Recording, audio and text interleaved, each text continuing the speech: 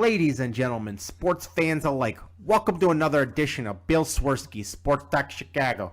One of the couple, two, three best podcasts around. So sit back, grab yourself a cold one and a Polish sausage, park your keister in the French room, and listen to Bill Swerski, Sports Talk Chicago. In Chicago, you know that all sports rock. The Bears, Hawks, Bulls, Cubs, and Sox. Pick your favorite, you can choose. As long as the Packers lose. For everything you need to know, it's Bill Swerski, Sports Talk Chicago. Bill Swerski, Sports Talk Chicago. Hey everybody, welcome to another edition of Bill Swerski Sports Talk Chicago. This is your hosts, Alex and Sean. On this episode, we are going to be talking about the dismal start of the Blackhawks season and talking a little bit about the Bears game next week, because they're on their bye this week against the New Orleans Saints. I had to think about that one for a second. But first, I'd like to thank our sponsor, the Rockford Ice Hogs. If you're not familiar with the Rockford Ice Hogs, they're the AHL minor league affiliate of the Chicago Blackhawks. What does that mean for you? You get to see the stars of tomorrow today at family-friendly, affordable prices. The season is here. Don't sleep. Make sure you head on over to icehogs.com, get yourself a hat, shirt, jersey, tickets, and more. Tell them Swerski Sports sent you. Also, the Swerski crew are on Hot Mic. You're not familiar with Hot Mic? Check it out. If you don't like listening to the announcers that the NFL gives you on any given week, I'm looking at you, Joe Buck, Mark Schlereth, any of the other terrible announcers they give you, you don't need to listen to them anymore. And you don't have to listen to the radio broadcast out of sync. You can listen to awesome hosts that you know from podcasts, etc., on Hot Mic.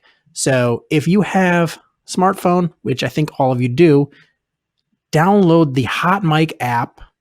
And it is in beta testing right now. So you can use one of our codes, either capital HOP23 or capital PATT23. And you can check us out Sunday broadcasting the Bears Saints game. Hey, Alex, how's it going? I am fine. How are you?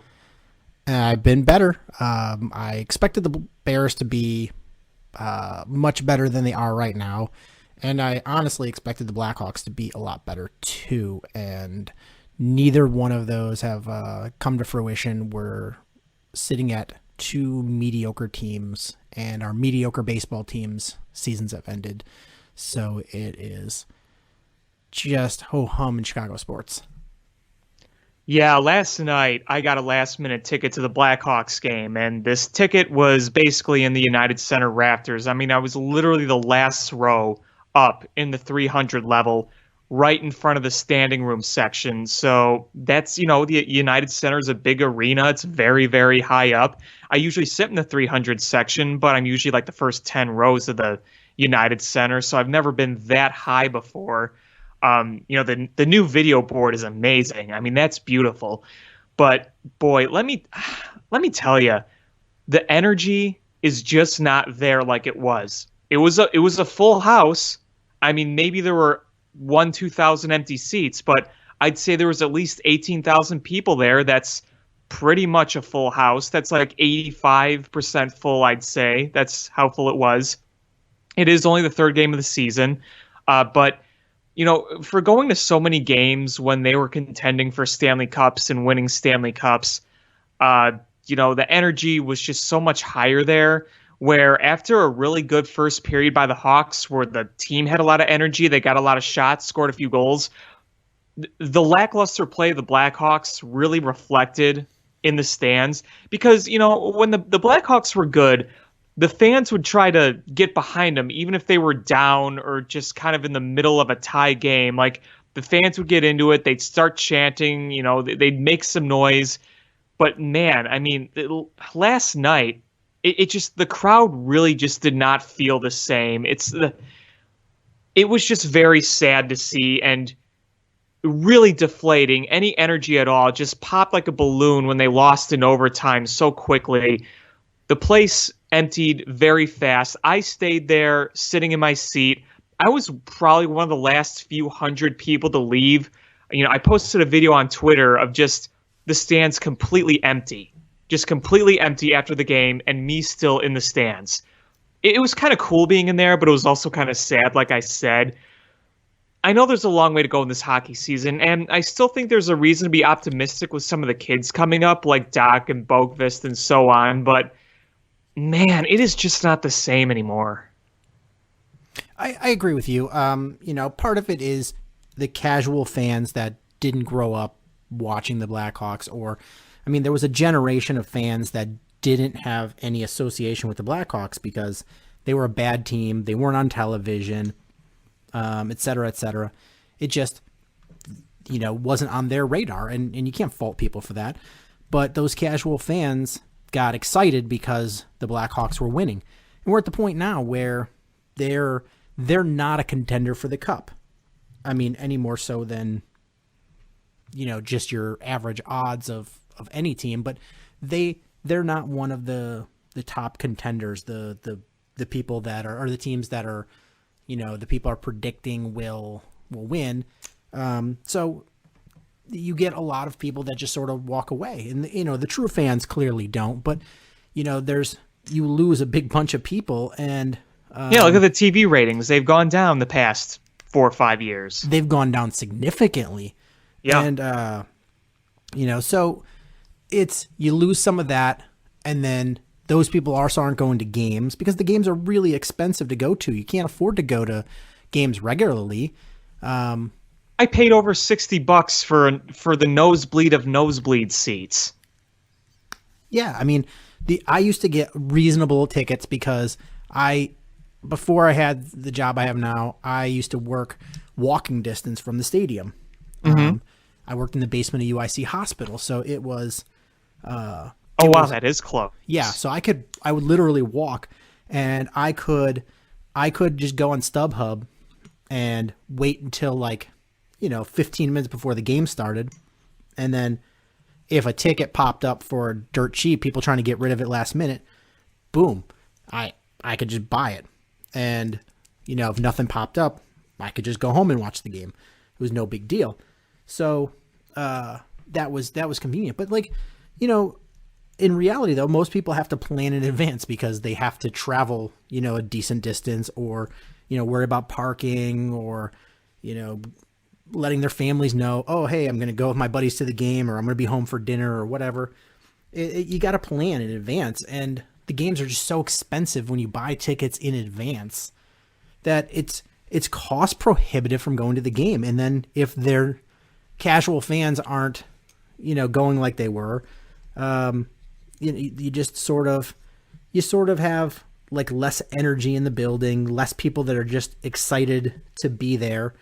And, you have people that are watching the games and they see what the team is, and the team isn't what it used to be a couple of years ago. They're still better than, the bottom feeder teams, but they're not as good as the top teams. No, they're not. It's, there are all those years of them just being really, really good. And, no matter what, bringing championships to a city is exciting. But, here's the thing. Hockey does not hold a candle to football, to baseball, to the NBA. As popular as the Hawks were in their peak years, you got 2 million people at that parade. The Blackhawks are nowhere near where the Bears are in this city. Nowhere close. It is a light years distance. As many people watched the Hawks in those days, as many people showed up to the games, football is so far ahead. It's incredible. It really is. Chicago is a really big market, so yeah, when the Blackhawks are good, they're going to have one of the bigger followings in the NHL compared to some of the other American cities. Unless you're in Canada, they're still the fourth sport in the city. Look at the media. The media rarely talks about the Blackhawks. Oh yeah, unless something major happens, or or they're really bad and they can complain about them.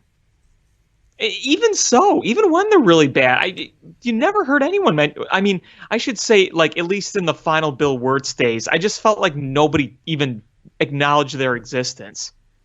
I can't really comment because I lived in Philadelphia at the time, so I don't know. But Well, let me tell you, when you were in Philadelphia in the mid 2000s, when I was a kid, I'm just going to tell you this right now.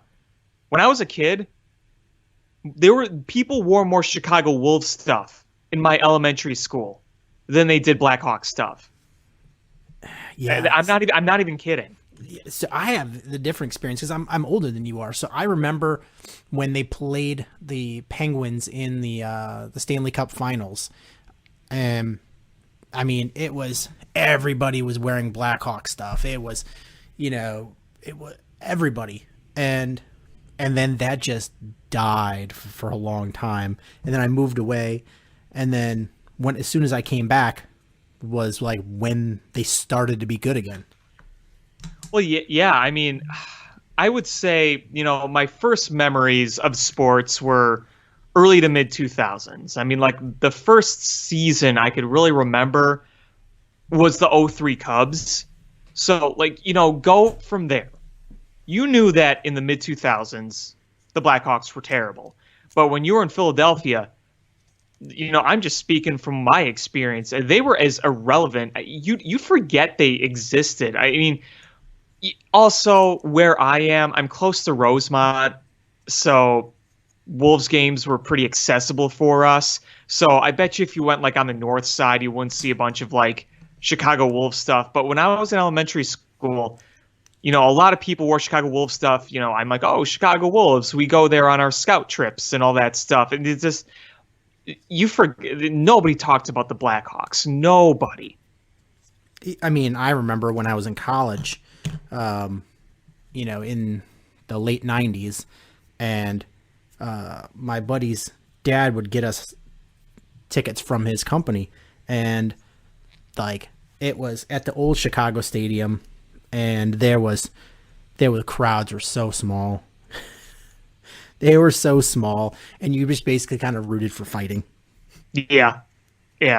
I mean, I remember my first game was in 2008, and it was Patrick Kane's rookie year. And when I went with my dad and my grandpa, and it was a pretty full crowd. And I just remember how surprised my dad was. He's like, wow, I mean, this is pretty full. It was right after Old Man Wirtz died, and that's really when they started drawing again. I just, I think he did so much damage to the franchise. I mean, I know you were in Philadelphia. What, were you there in 2004? Yeah, I was there from late 99, from like August of 99 until June of 2008. Okay. Yeah. So you were there in the darkest days. You were in Philadelphia in the darkest days, basically. Yeah, and it was, I heard nothing about the Blackhawks. It was, there was just nothing. It was like they didn't exist. They were mentioned on the national media stage pretty much once, and that was in 2004 in that era. And do you know what that was? Wirtz died? No.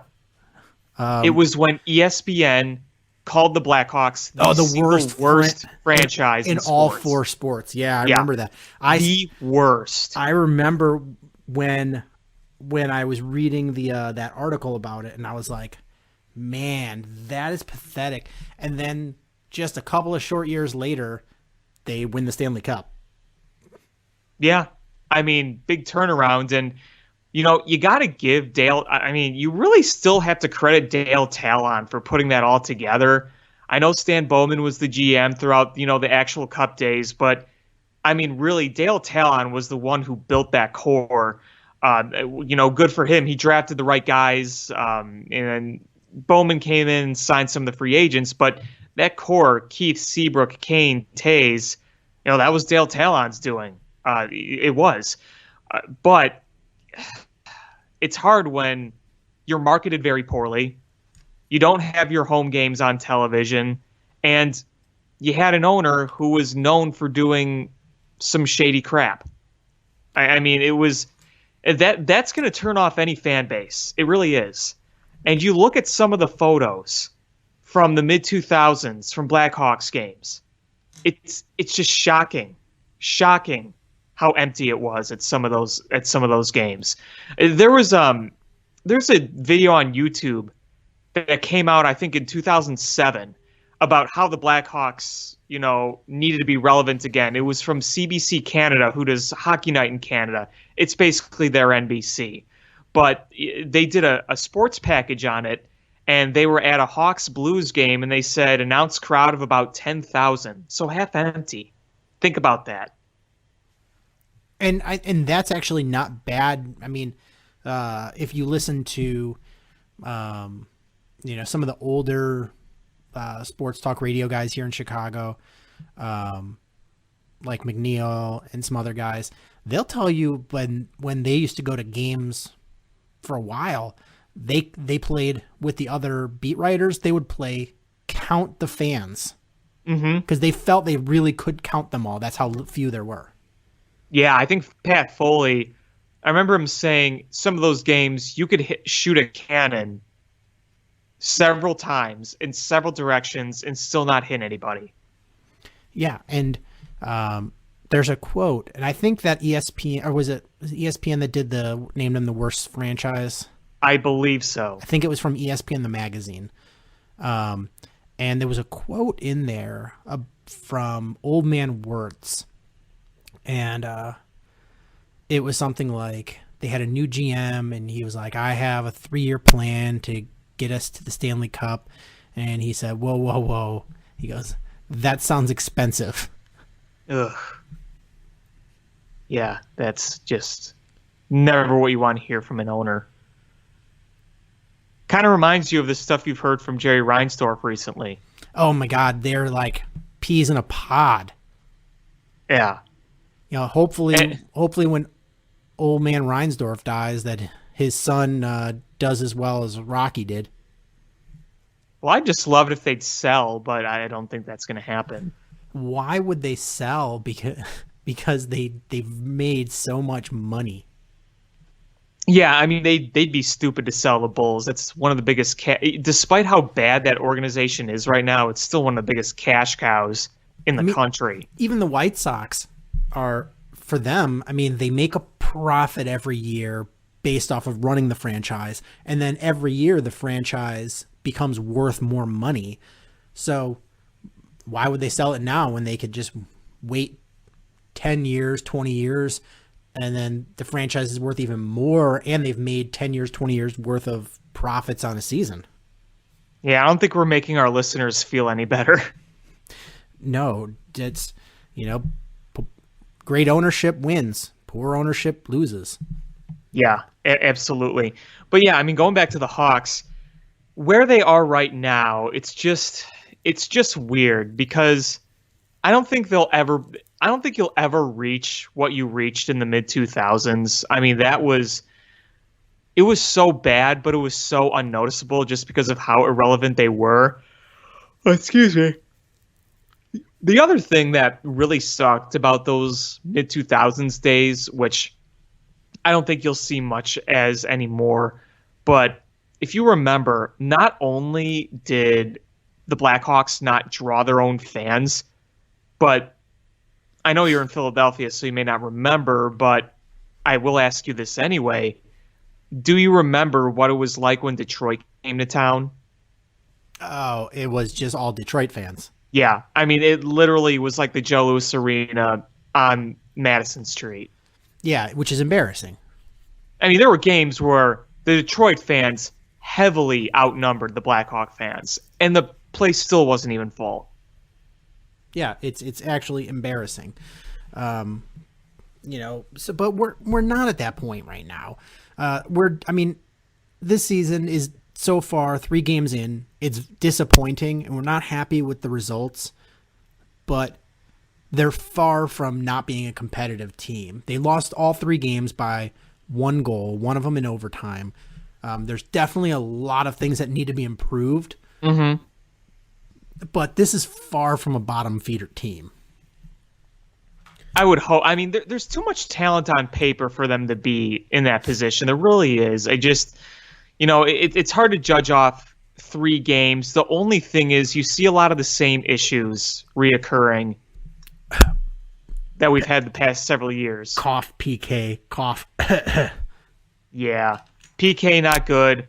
Defense overall not good. Though I think when we saw DeHaan play, I think he made a positive impact. So, I mean, you could look at it that way. I thought Robin Leonard looked pretty solid overall.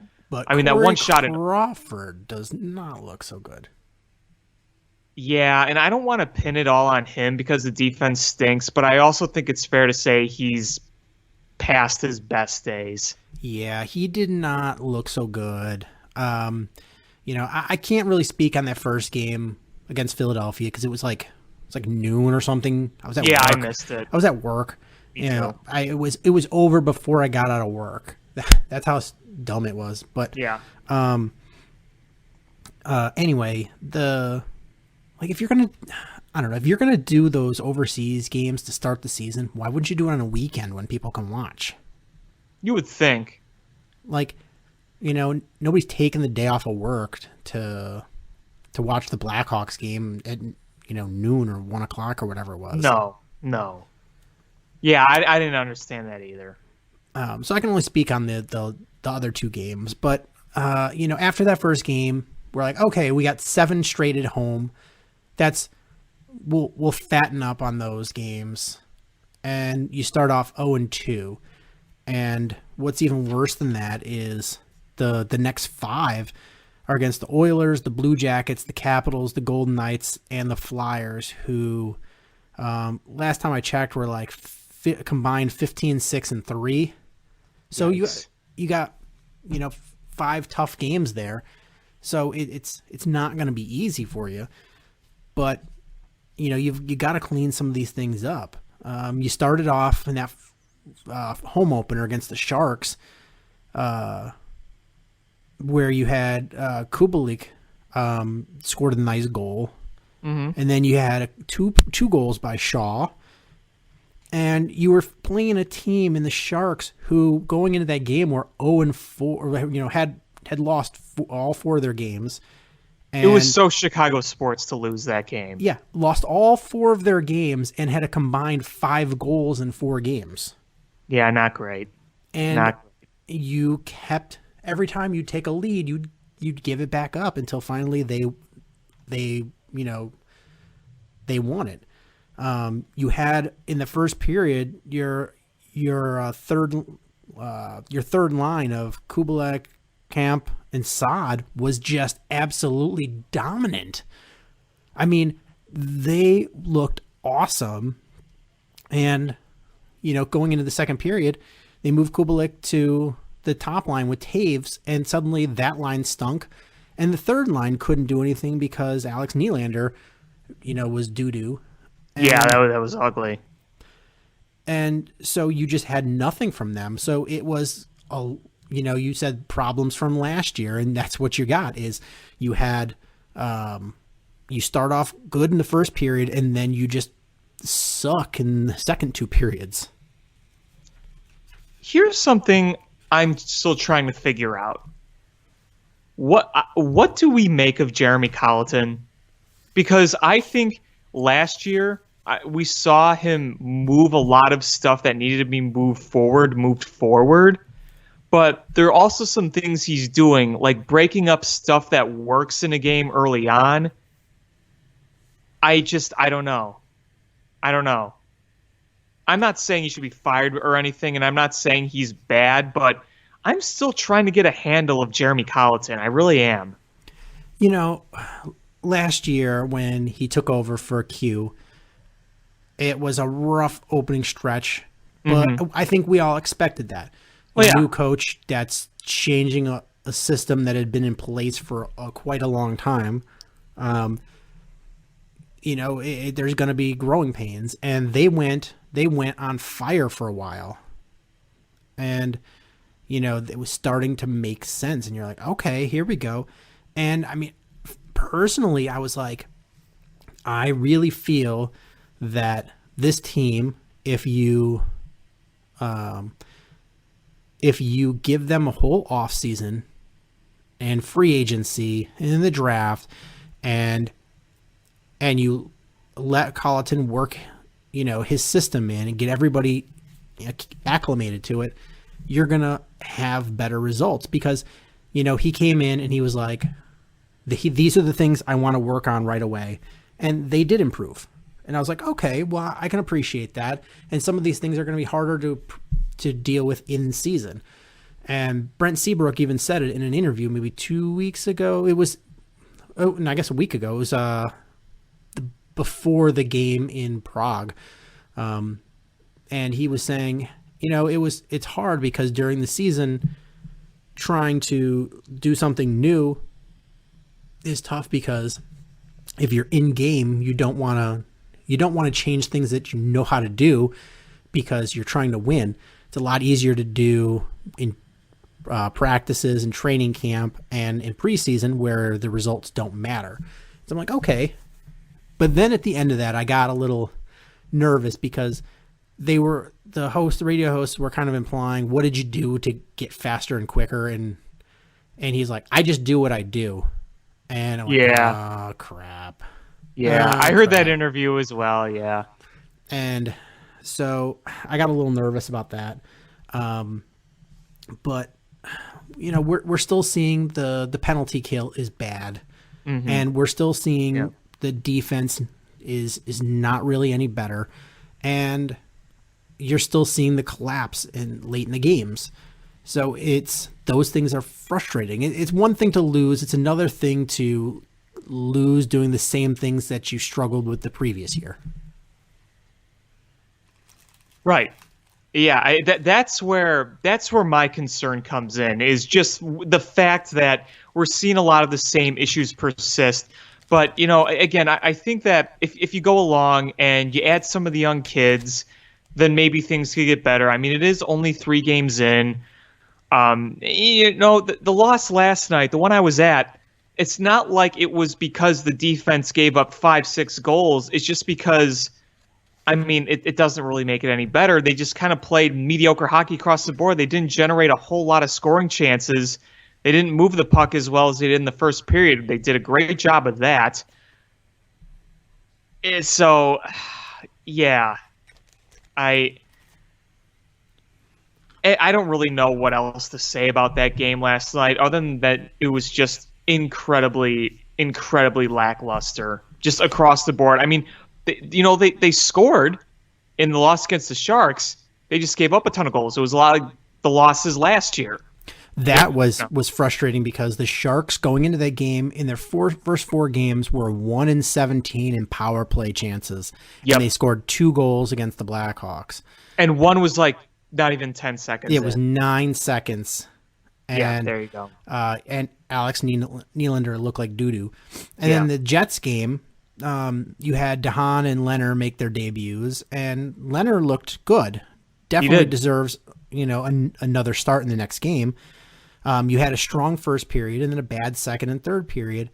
And you had the third straight game where you allowed a power play goal. Mm-hmm. And Taves has not scored a point in the first 3 games. And did you know last year, 3 games was the longest stretch he had all of last year without scoring, 3 consecutive games. And that happened once. Yeah. Yep. So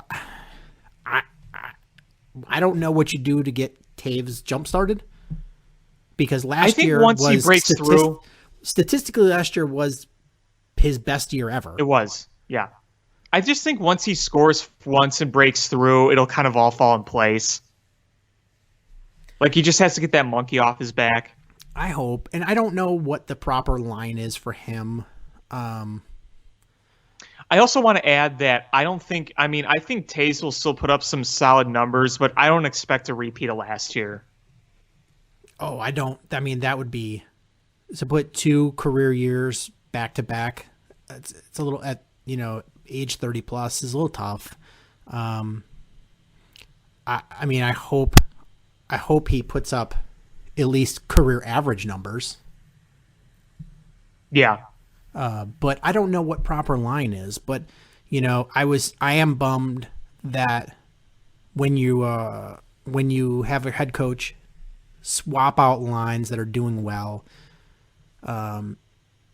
to bolster lines that are not doing well.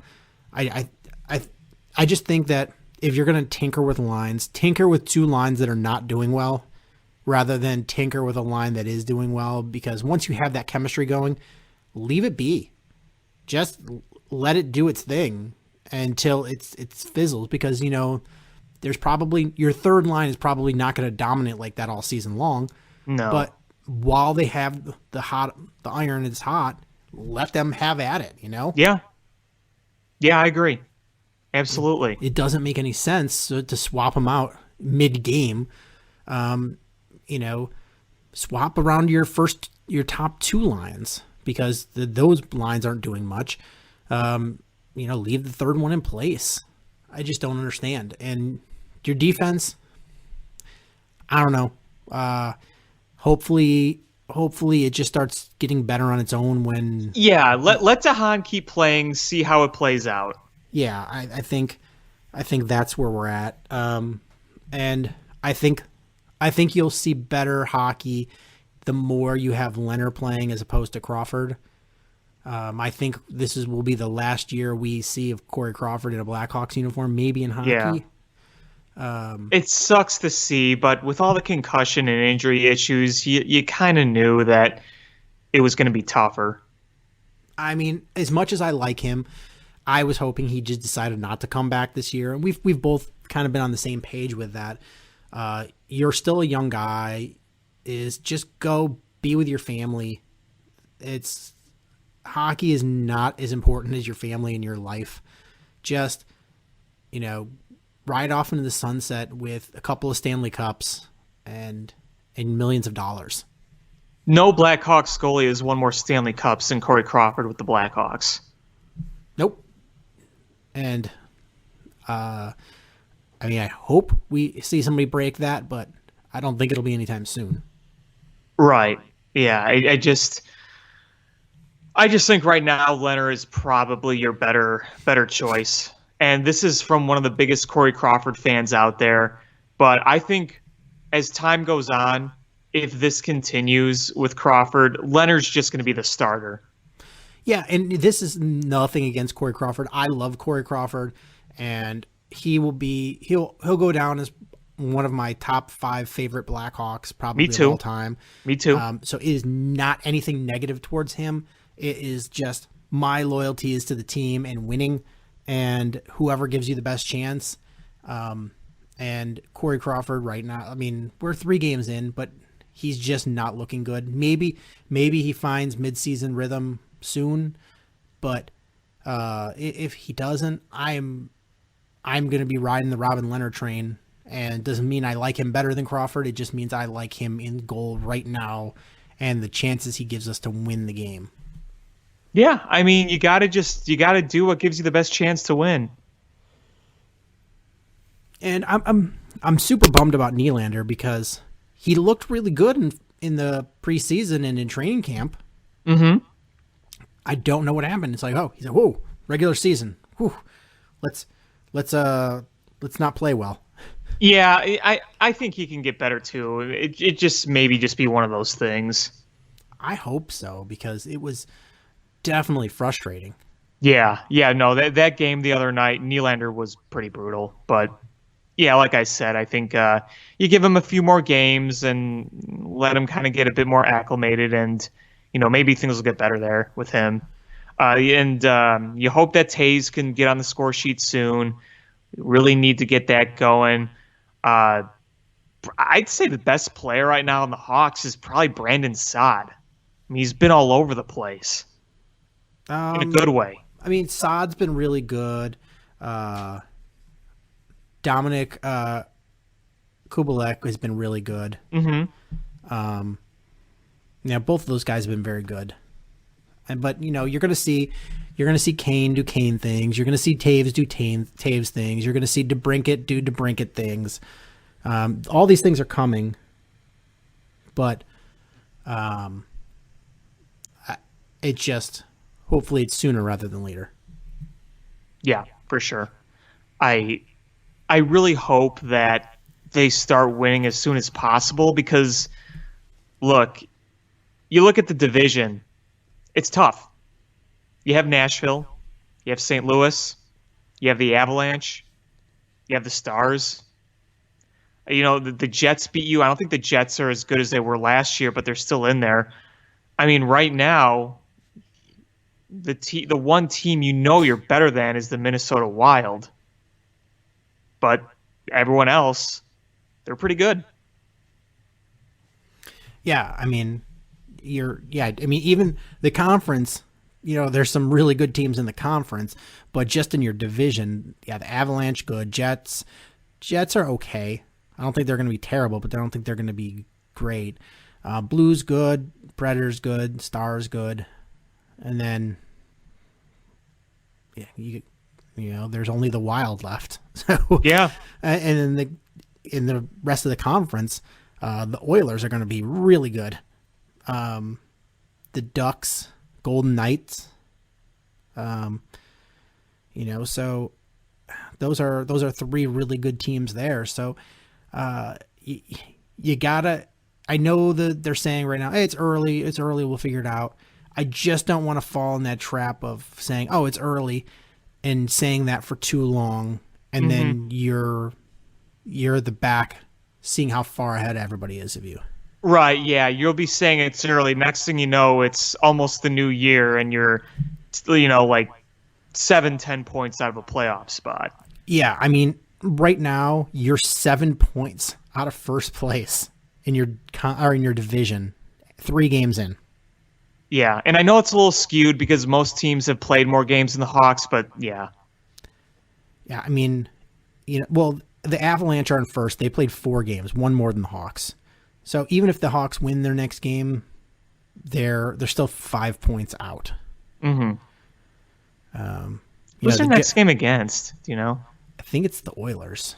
Okay. I can confirm that quick. I know it's tomorrow. It is tomorrow against the Oilers. Oh, there you go. So, gonna be a tough one. Yeah, absolutely.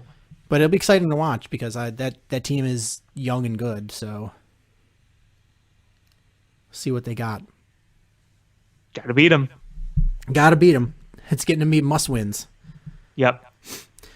I want to talk a little bit Bears. Okay. It's a bye week this week, and we got the news this week that Kyle Long is going on injured reserve, and will probably miss the rest of the season. Doesn't seem like it's being talked about very much. No, I mean, so he's guaranteed to he has to miss at least 8 or 9 games, or 8 or 9 weeks. But they said if the Bears make the playoffs, he might be able to play in the playoffs. So literally like last year.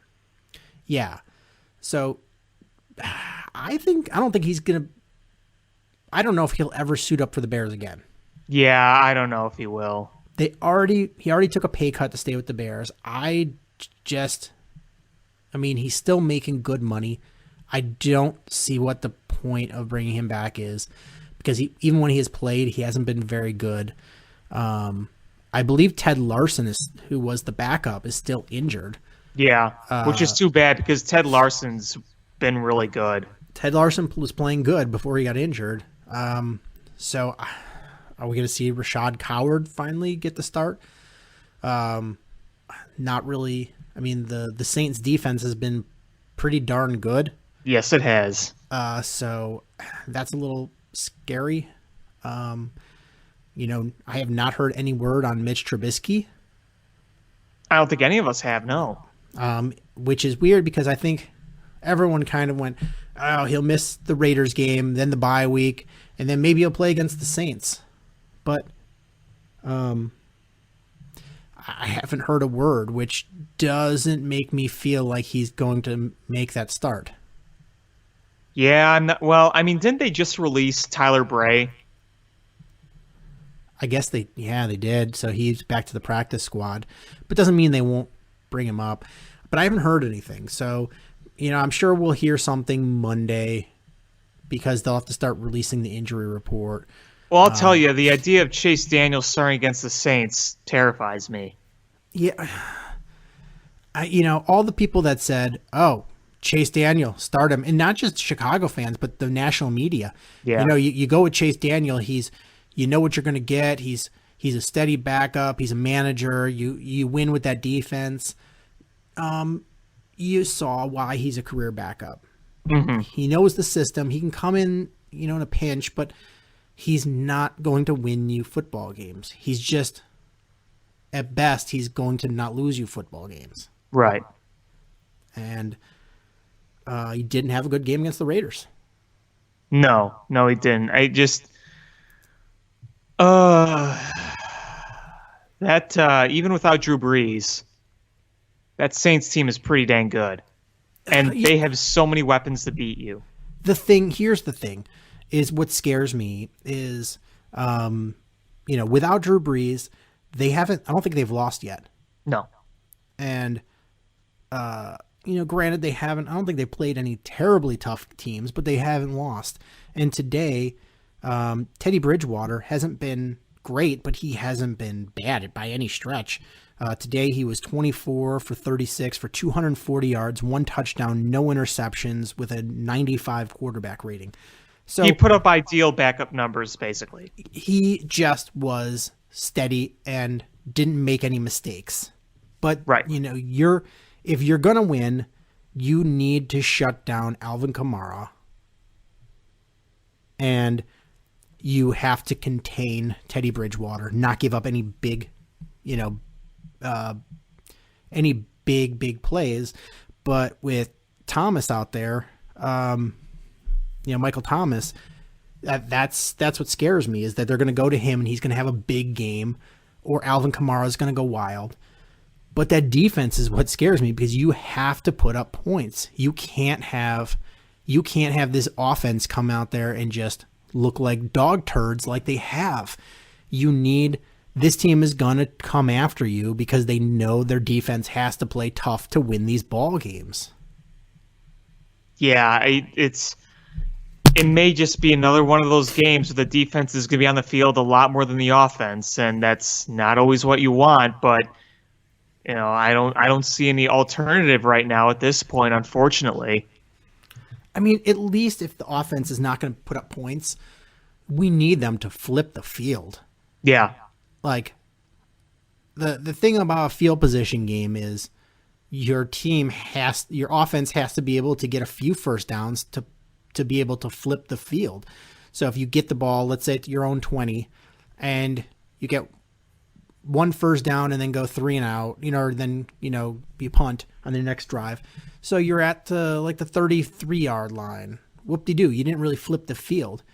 But if you get 2 or 3 first downs and you're at midfield or just over, you punt, and you can hopefully pin them within the 10, and you give your defense a chance. The other team, if they're going to score, has to march all the way down the field. Makes it a little harder, gives the defense some wiggle room, and hopefully they can make a big play at that point. But you need your offense to do the part, and they just haven't. They don't have an identity. Like, they have no identity. No, that's they the don't. problem. They don't have any way to consistently run the football effectively. I don't think they've even had 1 quarter where they've run the football effectively for a whole quarter. Not for a whole quarter, maybe a drive, but not a whole quarter. Let alone an entire game. So they need to figure that out. And with the injuries piling up on the offensive line, it's not boding well that they're going to be able to figure that out for this week. And you've got really good wide receivers, but the quarterbacks, the quarterback's not getting enough time to get the ball to them, and when they do, you're missing throws. Yeah, it's not working. It really sucks, and the Bears are just falling behind the rest of the division. When if they would have won against the Raiders, they'd have been in first place. Yep. That I'm telling you, that Raiders loss is going to haunt them the entire season. We're going to be sitting in week 17 thinking about that loss. I'm telling you right now. It was the difference between first and last. Yep. 'Cause And they were- in a very competitive division. And I don't want to hear about last year. The teams in the division are much better than last year. Yeah, I mean, we thought we stomped the life out of the Vikings, and guess what? The Vikings came roaring back with a vengeance, and they whipped the Eagles today. Yep. I mean, whipped the Eagles, and that offense looked unstoppable. Yep. So, there's the Bears. If they would have won that game, would be in first place, and literally right now they are in last place in the division. Mm-hmm. And your division rival, the Vikings, Kirk Cousins threw for 333 yards, 4 touchdowns. Stephon Diggs had 167 yards receiving. So you just destroyed the Eagles. Yeah, it was a bloodbath. And you have Green Bay, who is looking real good. I mean, their second halves have not been very good, but they're still winning games. It's just frustrating right now. Last year was the golden chance because you were never going to win a division as easy as you did last year. Yeah, it's going to be tough. I mean, you could still win this division, but you need to come out of this bye week kicking ass. You need to come out here and kick the Saints' ass. That's plain and simple. If you don't win this game against the Saints, then your chances of winning this division are really slipping.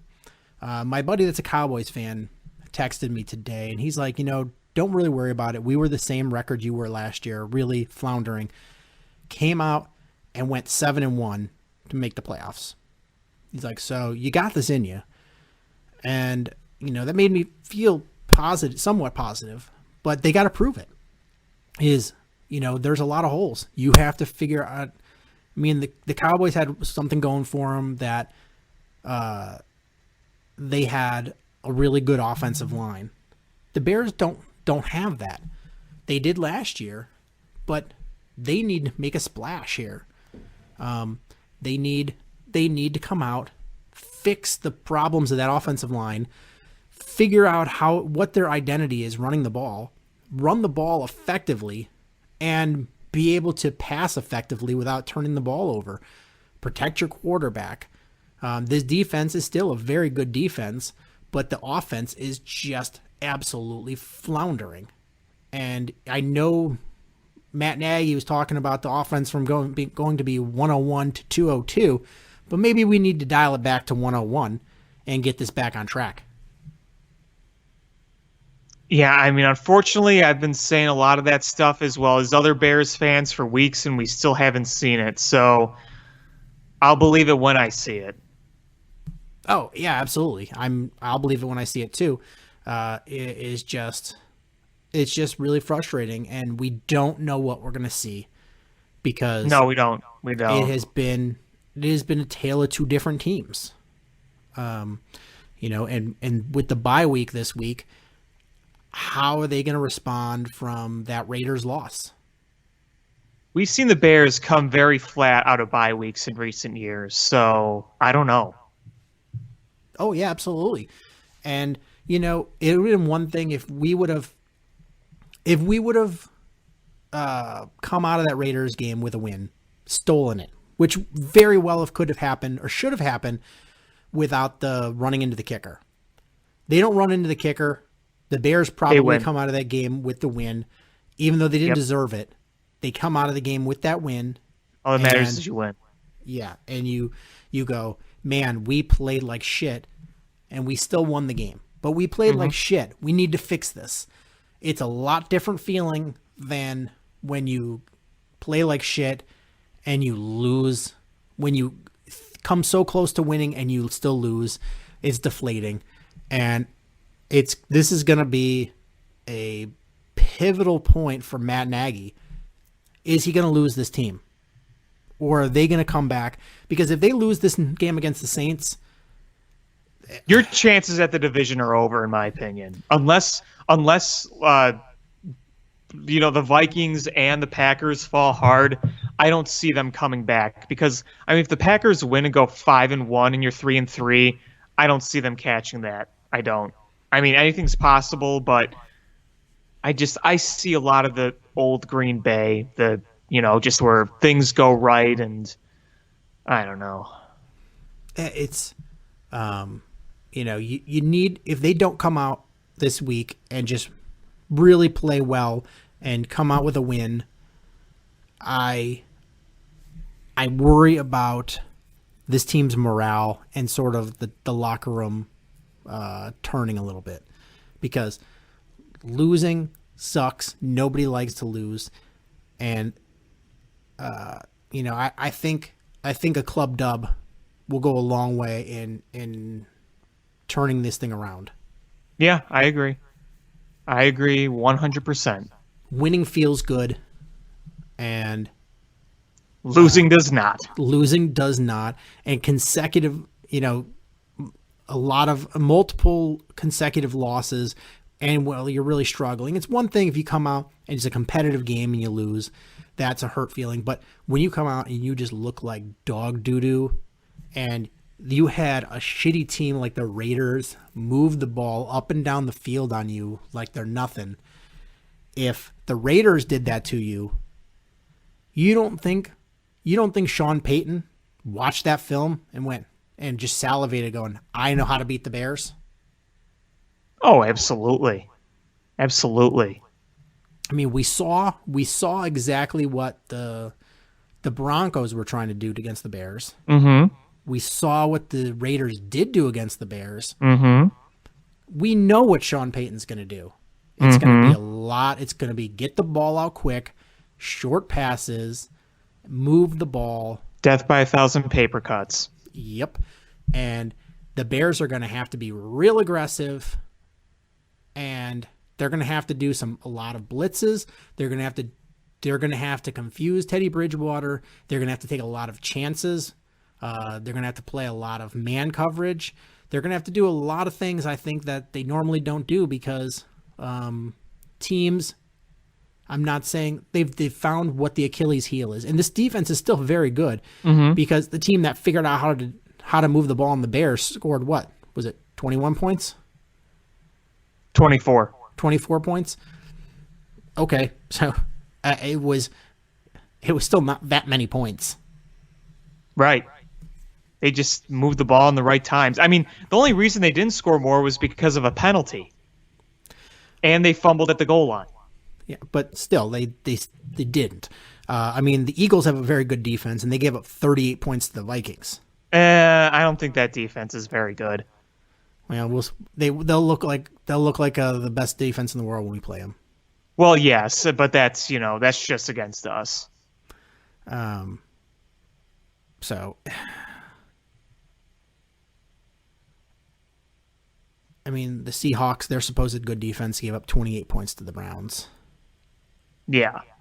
Well, their defense is solid, but it's not the Legion of Boom anymore. That's several years past. At least we got this going for us, that either the Packers or the Lions are going to lose tomorrow night. Yeah. I'd Guaranteed. prefer it if it was the Packers. Watch, they're going to tie and just throw a whole monkey wrench in everything. That wouldn't surprise me. But yeah, I think the first thing the Bears have to do is stop Alvin Kamara. Yes. They stop Alvin Kamara. That makes life easier. They had a real tough time stopping the run against the Raiders, and I think that contributed to it. That's the difference between what the Broncos were able to do and what the Raiders were able to do, is the Broncos couldn't establish the run. Every time they tried to run, the Bears just smothered that. So if the Bears are able to stop Alvin Kamara, I think that gives them a chance to win this, but the offense is going to have to show up. They're going to have to move the ball. They're going to have to be able to run time off the clock, and they're going to have to put some points on the board. Absolutely. And whether that's Mitch Trubisky or Chase Daniel, I don't care. One of them has to come out and put their big boy pants on. Yep. Because season's really counting on it. And I haven't heard any update on Akeem Hicks either. I have not either. I was just going to bring that up. Who knows what's going on with him right now? Yeah, I mean, it's funny because I would otherwise say out, but they haven't put him on injured reserve. Nope. He was only questionable coming back to that last game. Mm-hmm. When I saw that elbow, I went, no way, 0% chance. And they were like, questionable. Yeah. And I haven't heard anything about either one of them. So, I don't know. yeah, here's something from the Tribune. Will Mitch return Sunday against the Saints? And I want to throw this out there too. Is the Texans played the Chiefs today. Mm-hmm. So it's the two quarterbacks that everyone's like, oh, the Bears should have got those two quarterbacks instead of Mitch Trubisky. And you know what? Both guys, I mean, Watson looked all right. 2 interceptions, but 77 passer rating.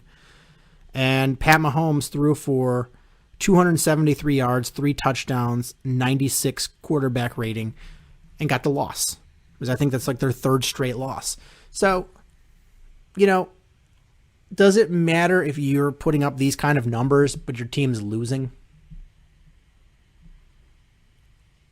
I think the point of it is to win football games. And sure, if you put Pat Mahomes with Matt Nagy and this Bears defense, you probably have different results.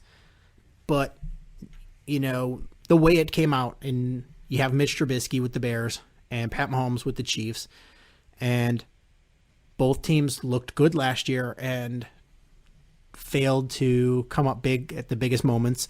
And this year they're both underperforming.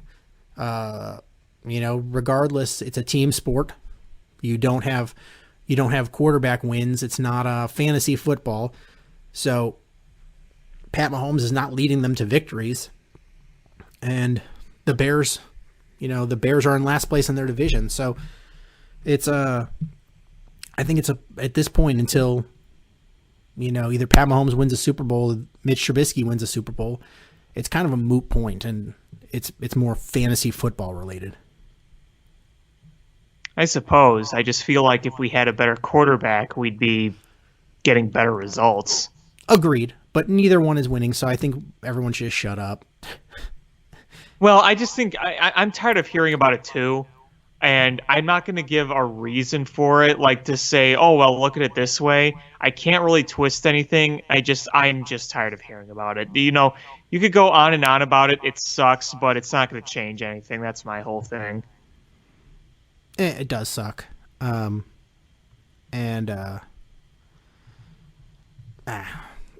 just tired of talking about it, and I guess I brought it up, so I should slap myself. Slap you. Yeah, shut up, Sean. But yeah, just seeing, you know, looking to see what the status of Mitch Trubisky. I saw an article about how Watson playing against Mahomes is bad news for the Bears, and I was just like, damn it, just shut up about this stuff. Leave it alone. You know, I hate when writers go back in hindsight and try to use their 2020 vision to shame people. Yeah, I know. It's annoying. It really because is. I remember everybody beating up the Chiefs for trading up to the number 10 pick to pick, or was it 14th? Whatever they picked up, or they picked to give Mahomes. People beat them up for that. They were like, oh, they gave up a ton to move up for this quarterback. It's a system quarterback, blah, blah, blah. And, you know, and it's suddenly they're like, oh, hindsight. Haha, now I can point out the flaws of these people because I can delete my old tweets and nobody holds me accountable for the things I said previously. Yeah, it's the good old takes exposed. Yep.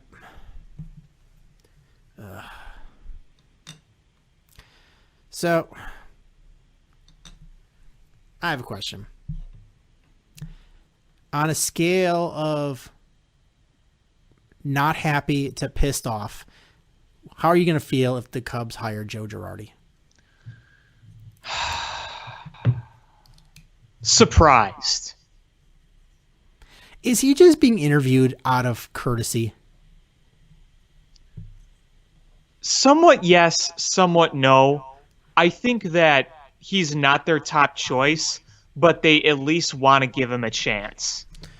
Is it? Do you think maybe they're just trying to see what his perspective on things are? Yeah. Because Yeah. while I don't think he was a good manager, I think I think he could probably bring some insight. Absolutely. But I can't see them hiring him, and I can't see him working well with Jed and Theo. And we laughed it up before. I'm just just a little shocked. I still don't know who they're going to hire, but I have a feeling that it's going to be David Ross.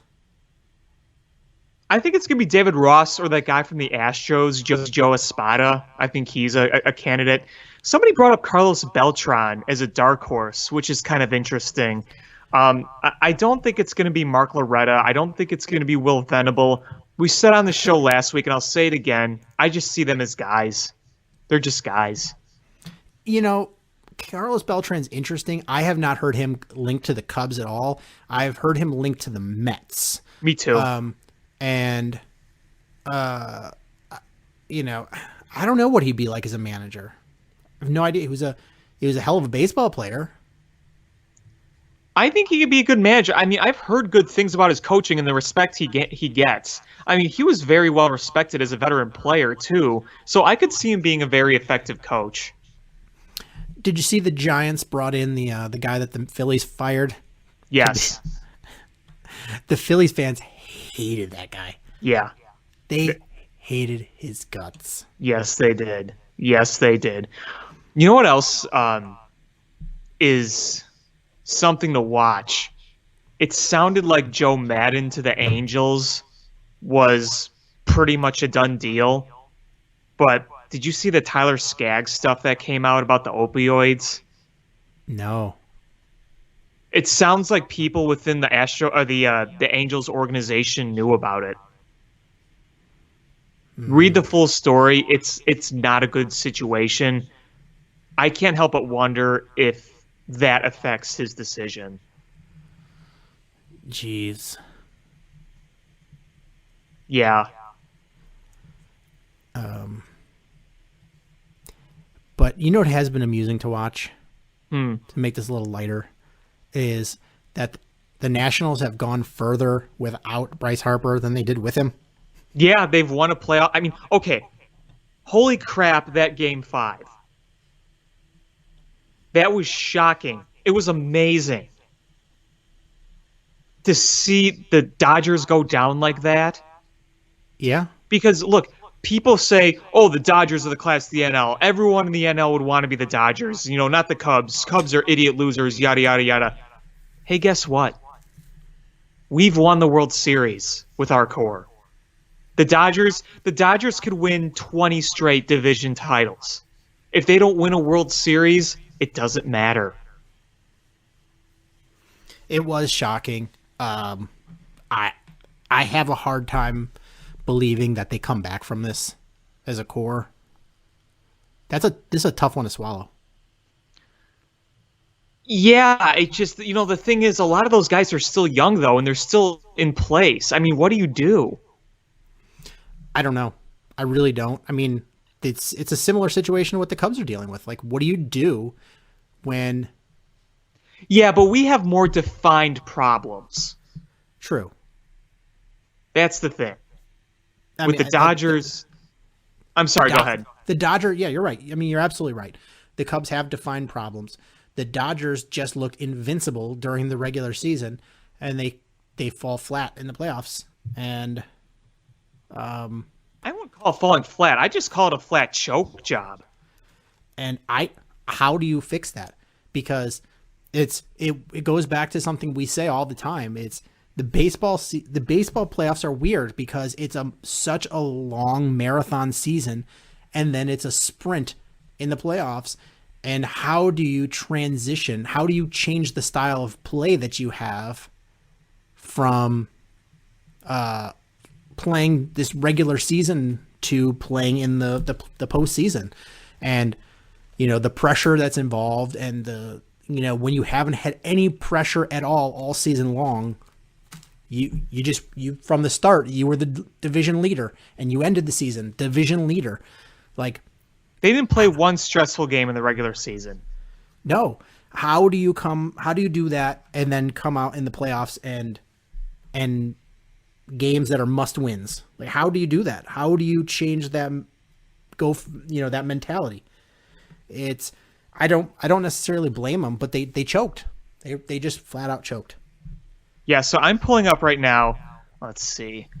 Los Angeles Dodgers team history and encyclopedia. Loading. Okay, so just looking at the past several years. So, this year they won 106 games. Last year they only won 92, which I'm kind of surprised. I remember it being more, but I guess not. Then the year before that they won 104. And they won 91, 92, 94, 92. The last time they didn't win 90-plus games was 2012. That was the last time they missed the playoffs. So since 2013, they have made the playoffs, and they have won the division. But since 2013, you saw the Giants win twice as wild cards. You saw 2 100-team seasons not produce a World Series this year and 2017. You won back-to-back pennants, but again, you lost in the World Series both times. I mean, they were indestructible in the regular season, like you said. But didn't do them any good. And again, where do you go? They're not going to tear it down and rebuild. I mean, I think that would be crazy because you still have a young, incredibly talented core put in place. But, here's the thing. You look at Cody Bellinger's statistics in the regular season. Describe it in one word for me. I don't know. Well, fantastic. Yeah. They're fantastic. You get to the playoffs, nothing. Clayton Kershaw. If his legacy as a playoff choker wasn't cemented before, it's been cemented now. Absolutely cemented. Yeah. You look at a bunch of other guys. Max Muncy, some dude who came out of nowhere. He hits 30-plus home runs and has a 370 on base every year. Enrique Hernandez. The guy hits for some pop. What about Enrico Palazzo? Enrico Palazzo? Oh, you're not old enough to remember Naked Gun. I haven't seen that movie in years. Yeah, it's from Naked Gun. Okay. The one scene I can remember was the baseball scene. If you have a chance, go back and watch. It's still funny. Yeah, I do like Leslie Nielsen. Rest in peace. But yeah, like I was saying, and you see up and down. You look at the regular season rotation. Hinge on Ryu, probably going to win the Cy Young. Walker Buehler is really stinking good. Clayton Kershaw in the regular season is one of the best ever. Kenta Maeda's a solid lower guy, and freaking Rich Hill, guy who was an absolute bum for the Cubs, just comes back and dominates. I mean, good for him. I'm glad he figured it out because I always liked him. It's just still kind of wild. Isn't he like 40 years old? Yeah, he's 39. He's 39. And it looked like his baseball career was over in like 2009. And then He comes back a few years later, completely reinvented. I mean, again, good for him because I do like him. It's crazy because he was once this somewhat promising guy for the Cubs and never put it together. And then let's see, since 2015, so the past like 4 or 5 seasons, he's got a 291 ERA. 291. That's incredible. Yeah. And again, it looked like his career was done 10 years ago. I have to ask, right now, as it stands in the playoffs, you're rooting for Astros versus Nationals in the World Series, right? I mean, I'm mainly focusing on rooting for the Nationals. Because I can't think of a worse situation in my mind than the Yankees versus Cardinals in the World Series. I wouldn't watch.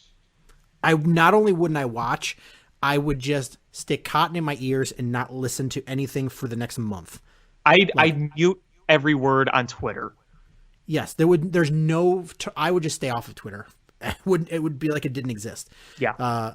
Because I just couldn't handle, because Yankee fans are already back to chirping and being Yankee fans and taking the crown back of most annoying fan from the Red Sox fans.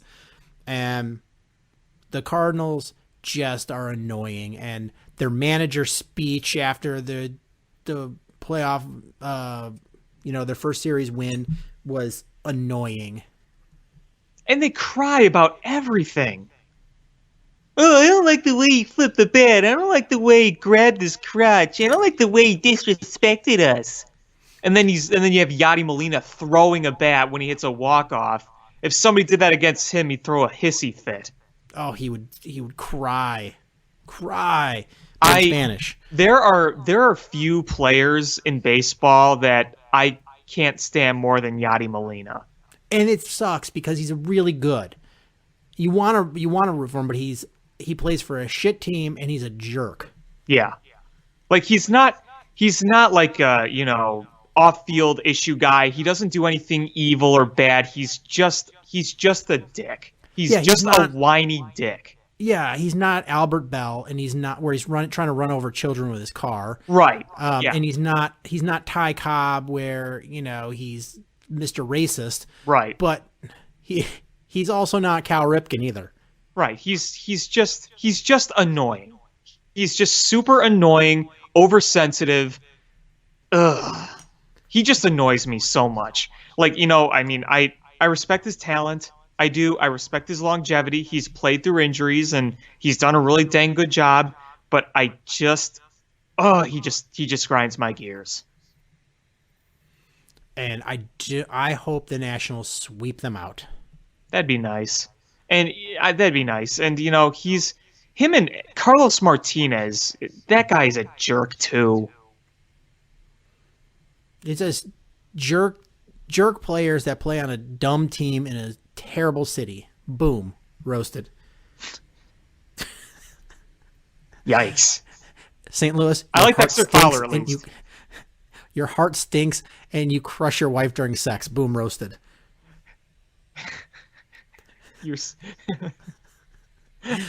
I just think of the toxic waste dumps.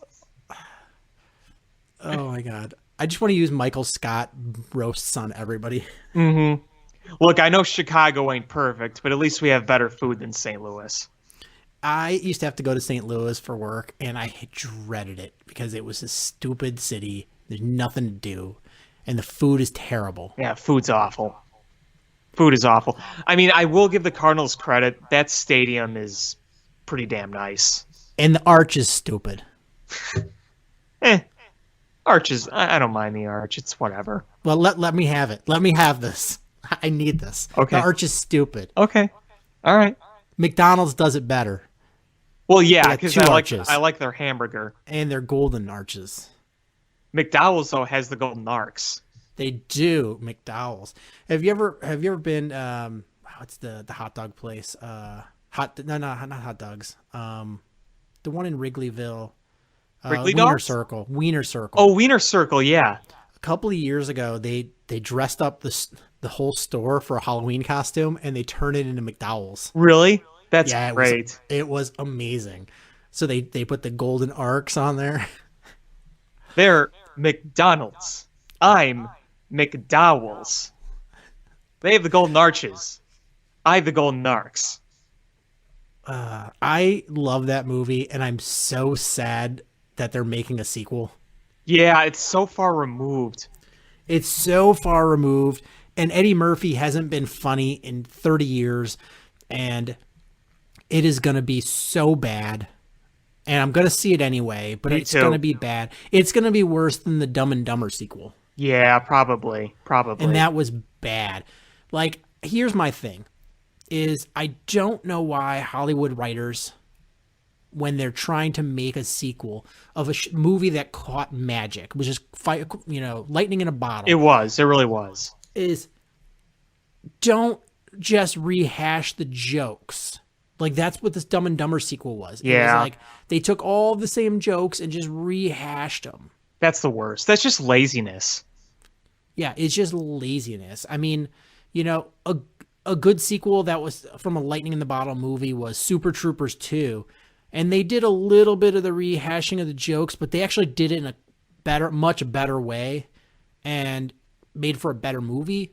But, like, I don't know, Dumb and Dumber sequel was terrible. Yeah. Caddyshack 2, though, oh, God. That might be the worst sequel ever.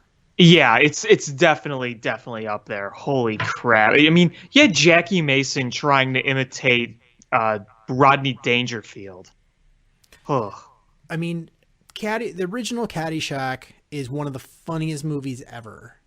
You just can't recreate that. God, I love Caddyshack. My favorite scene in the whole movie.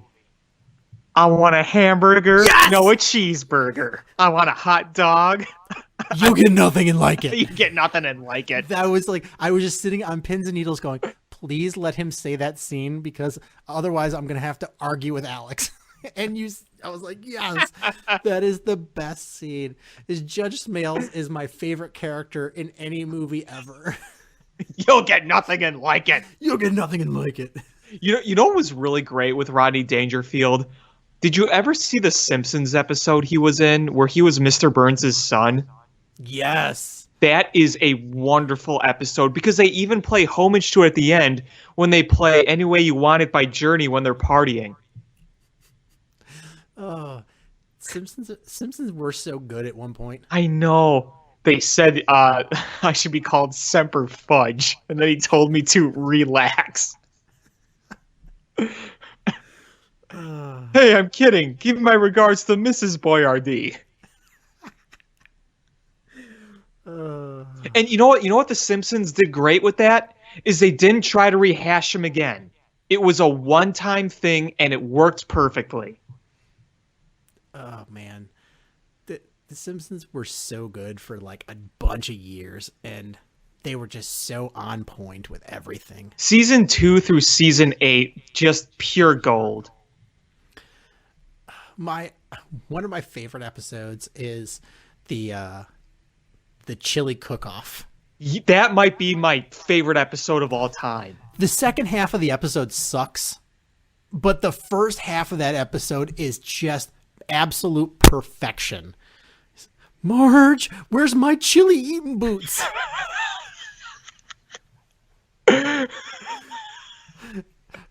Hey, Chief, don't quit your day job, whatever that is. Hey, look, everyone. It's the big baby. Oh, this porridge is too hot. Oh, wah. That Homer Simpson thinks he's the Pope of Chili Town. They say he carved it himself from a bigger spoon. That's you with your Kool-Aid.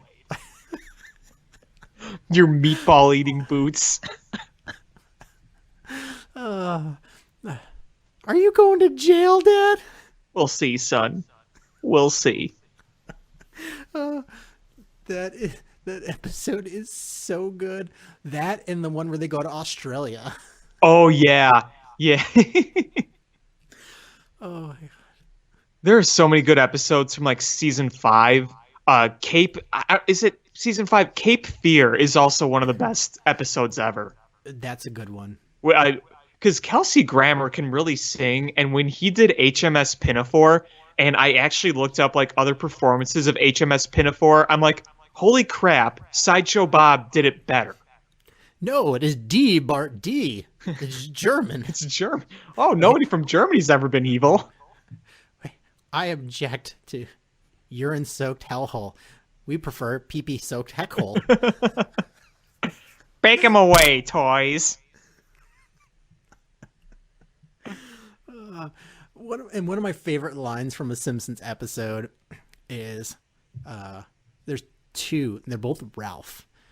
One is, "Hi, Principal Skinner. Hi, Super Nintendo Commerce." It's the greatest line ever. That, and "I saw Principal Skinner and Mrs. Krabappel in the closet, and they were making babies, and one of the babies looked at me." The baby looked at you? So I got my kid now saying, "The baby looked at you?" You know what other episode I randomly remembered that was great? The one with when George Bush moves across the street. Oh, that's a good one.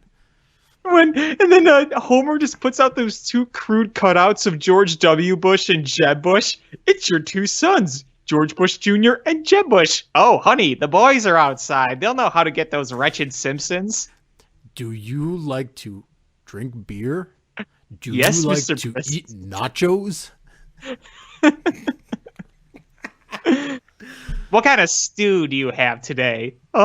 We don't have stew. Oh, man. Some great one-liners in there. I could go on and on about Simpsons one-liners. I wonder if, because I wonder how I could watch all of the Simpsons episodes on demand. There's got to be a way. There is. They're all on demand. Are they? Yeah, they all are. Do I have to pay for that? No, they're free. Really? Uh-huh. What service? Comcast? I don't have Comcast. Uh, I wonder if like FX has it. well, remember FXX did that Every Simpsons Ever marathon? Yes. That was wonderful. Doesn't Disney own Fox now? Probably. I don't know. I mean, probably. I thought they did. So I wonder if when they start Disney Plus, if all the Simpsons will be on there. Maybe. Because I signed up for it, and they had a thing that if you signed up for 3 years and you did made a free Disney account, then they sent you a password where you could prepay for 3 years of Disney Plus for $140. And I was like, all right, that's less than $50 a year. That's like $5 a month. And it's basically every Disney movie ever made, all of the Disney cartoons, including Gummy Bears and Chippendale's Rescue Rangers and Darkwing Duck, and the Star Wars TV shows that they're developing, and the Marvel TV shows. And I'm like, sold. So now I'm just waiting. I got like a month and a week, and then I can watch The Mandalorian. There you go. You've seen the trailers for The Mandalorian, right? Yes. Oh, I'm so excited for it. Yes. I have seen those. You add Star Wars and Old West, and I'm in. There's a lot of movies I'm looking forward to over the next calendar year. I'm just ready. Yeah, I'm waiting for the next Star Wars movie. Me too. I'm waiting for that. The next James Bond movie, the next Marvel movies. Bring it on. When is the next Marvel movie? I have to look. I have to look. There's a big break. Yeah, there's been a big break since Spider-Man. Yeah, so I mean, it must be because it's the end of Phase 3. Yeah. Or whatever. So now whichever phase they're on. Whatever phase they're on. So there's Spider-Man was Spider-Man was the last of that phase, not an Endgame, but right. So that was that phase is done. So I guess they're taking a little break, which Martin Scorsese hopes lasts forever. Yeah. Crotchety old man. Old man yells at cloud. Another good Simpsons line. I save that picture and I just post it on Facebook all the time. Whenever somebody's being an old man yelling at a cloud, it just comes out. It's just saved on my phone. Yeah, I have that too. Yep. I think everyone does these days. It's good to have. It is, because it basically describes most of my day at work. Is Sean is the old man that's yelling at a cloud. You can relate. I can suddenly relate to Grandpa Simpson. You know what? Turlet. You know what your favorite game probably is? Lee Carvalho's putting challenge. Good grief. All right, should we wrap this up? Yeah. I think that's going to do it for this episode of Bill Swerski Sports Talk Chicago. I want to thank everybody so much for listening. Please check us out on social media at ShyFanPat1, at Swerski Sports, Facebook.com/Swerski Sports, SwerskiSports.com, and hit subscribe however you listen to podcasts, whether it's iTunes, Stitcher, YouTube, TuneIn app, Google Play. And make sure you check us out next week on Hot Mic. If you don't already have the app, go to the Apple App Store and download it and use either the password capital HOP23 or capital PATT23 and download it. And you can check us out broadcasting Bears versus Saints. So that's going to do it for this episode of Swerski Sports. I want to thank everybody for listening. Until next time, bear down. Win! What a lucky break! The good Lord wants the Cubs to win! We thank Ditka and God for all they have provided. Cubs win! Cubs win! Cubs win! Oh, I don't want her. You can have her. She's a Packer fan. She can't fit in my van. And she looks like Remember, New Yorkers, smoking crack is not legal on planes. Bears 31 to -7. The Bears! Oh, when the Bears go bearing down, I wanna...